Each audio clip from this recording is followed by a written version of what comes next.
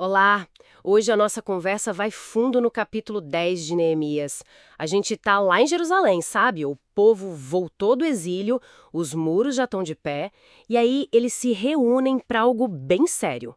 Um pacto, um compromisso formal com Deus. Vamos tentar entender o que exatamente tinha nesse acordo, quem liderou isso. Bom, Neemias, o governador, tá lá, o primeiro nome na lista. Mas não só ele, né?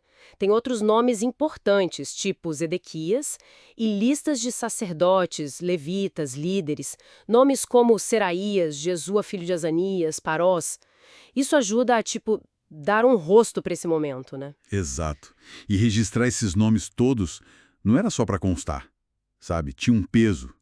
Solidificava o compromisso, tornava a coisa pessoal, pública, para essas figuras principais.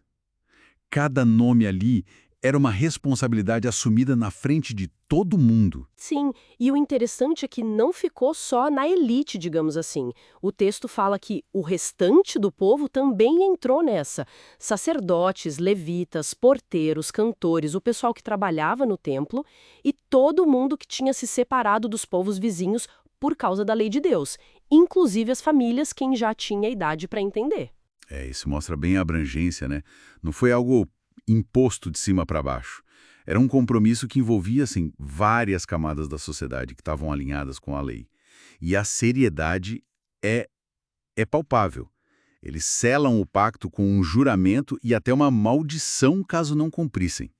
Um sinal bem claro do quanto eles queriam levar a lei de Moisés a sério. Tá, então vamos aos detalhes. O que eles prometeram exatamente nesse pacto tão pesado? A primeira regra é bem direta. Nada de casamento com estrangeiros. Não dar as filhas para os povos vizinhos, nem pegar as filhas deles para os filhos. Era tipo uma barreira social bem definida mesmo. Exatamente. Era uma forma de preservar a identidade religiosa e cultural. E outro ponto que chama atenção é o sábado. Eles se comprometeram a não fazer negócios. Nada de comprar ou vender dos vizinhos no sábado ou em dias santos. Fico imaginando como isso mexia com o comércio do dia a dia, né? E junto com isso, o ano sabático.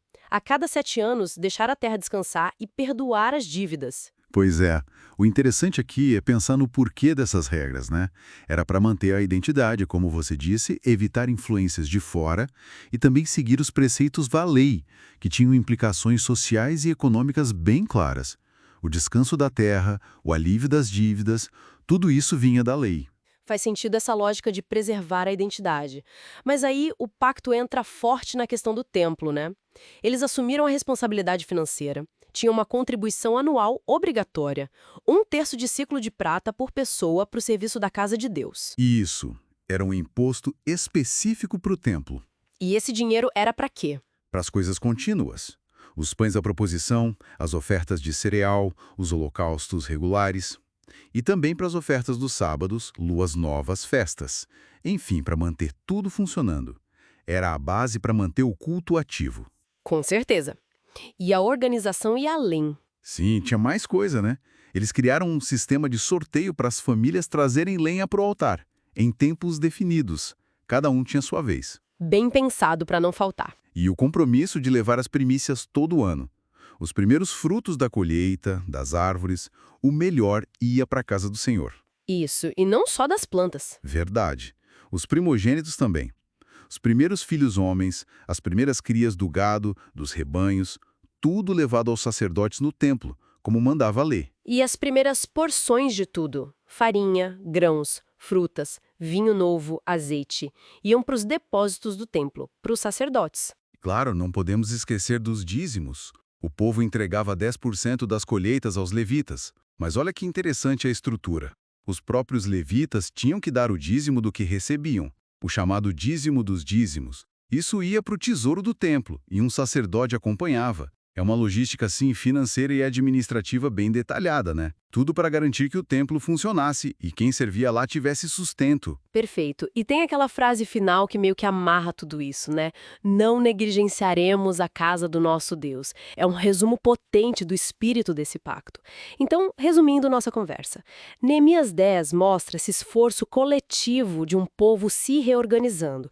Eles criam um acordo público super detalhado e esse acordo define define a vida deles em muitos níveis, social, econômico, mas com um foco claríssimo na vida religiosa comunitária, centrada na lei e no templo. Exato. É um esforço muito consciente de reconstruir não só o físico, mas a própria identidade deles como povo de Deus, a relação com Ele. Eles estão, na verdade, reafirmando quem são e ao que se dedicam, juntos depois daquela ruptura toda do exílio. É um recomeço bem fundamentado. Isso deixa a gente pensando, né? O fato de precisarem de um pacto tão detalhado, público, selado com juramento. O que isso sugere sobre a dificuldade que existe em manter um compromisso coletivo, especialmente um de fé, ao longo do tempo? Considerando, assim, a natureza humana, os desafios da história, fica aí a reflexão.